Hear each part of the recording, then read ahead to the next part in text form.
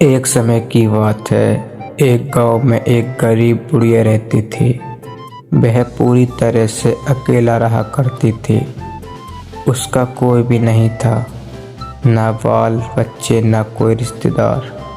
सुबह शाम लोगों के छोटे मोटे काम किया करती थी, जिसके बदले लोग उसको पैसे, अनाज, खाने पीने का सामान दे दिया करते थे, जिसको खा पी कर वह अपना जीवन बिताया करती थी।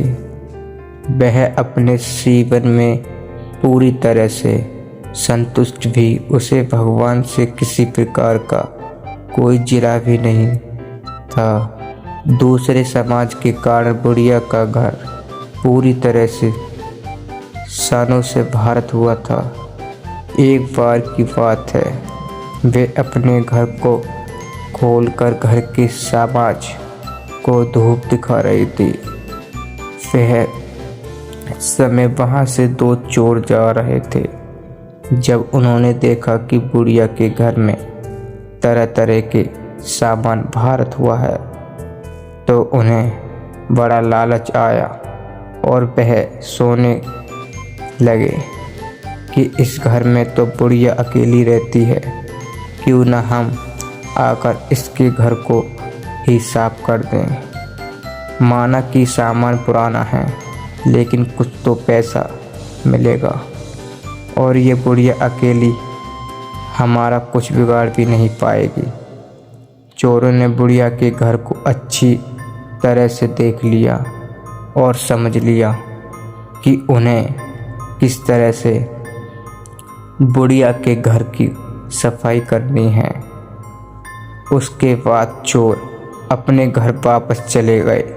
बुढ़िया बेचारी को सपना में भी ये ख्याल नहीं आया कि उसके घर में भी कभी चोरी हो सकती है, क्योंकि उसके घर में तो खुद के उसके कपड़े तक उसके नहीं थे। सब कुछ गांव वालों उसे दिया करते थे, जो वहाँ अपने घर में रख लेती थी।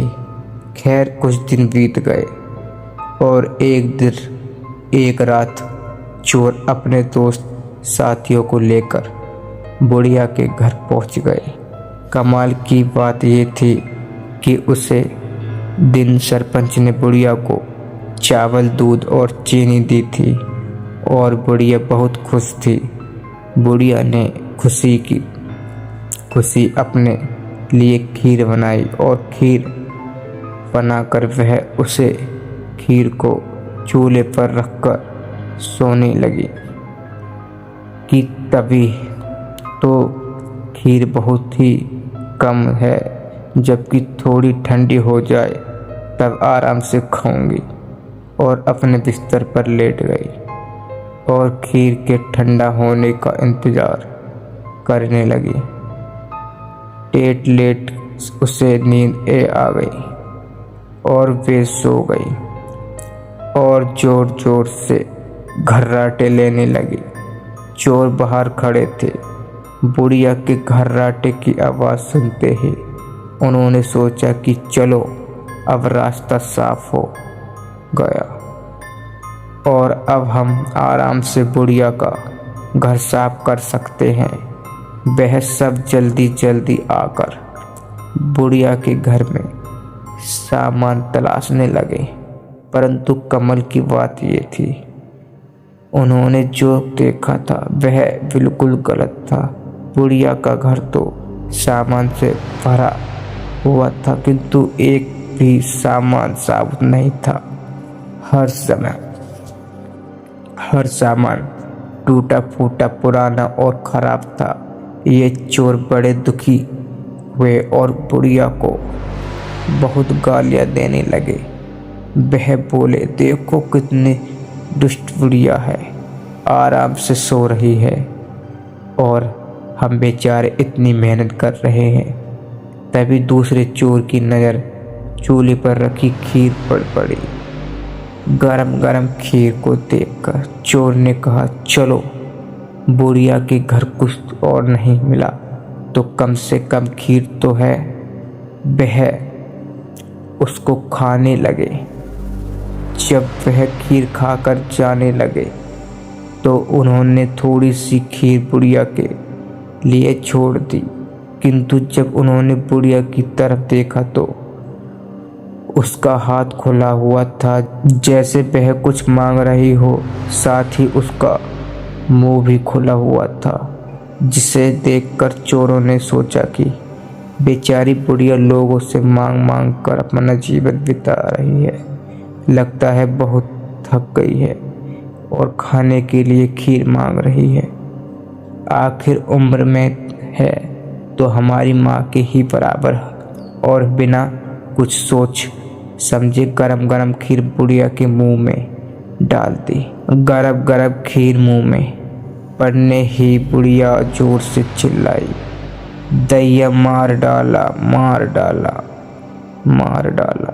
बुढ़िया की चीख सुनते ही चोर डर गए, जल्दी जल्दी छिपने लगे।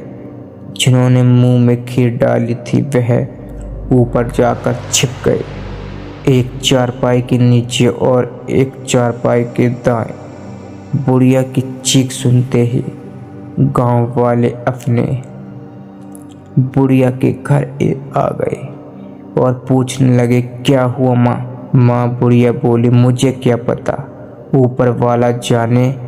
ये सुनते ही ऊपर छिपा हुआ चोर बोला, अरे भला मैं क्यों जानूं? तुम्हारी चारपाई के नीचे छुपा चोर ना जाने। सुनते ही चारपाई के नीचे वाला चोर बोला, मैं ही क्यों जानूं? चारपाई के दाएं छुपा चोर क्यों ना जाने। और इस तरह से तीनों चोरों ने खुद ही अपना पता गांव वालों को बता दिया। फिर गांव वालों ने उन्हें पकड़कर खूब पिटाई करी और वापस भेज दिया। उसके बाद से चोरों ने कान पकड़ लिए कि आज से कभी बात चोरी नहीं करेंगे। चोर चाहे कितनी भी कोशिश करे आप अपने को छिपाने की, लेकिन वह फिर भी पकड़ा जाता है। इसलिए हमें कभी चोरी नहीं करनी चाहिए और अपने बच्चों को यही सीख देनी चाहिए।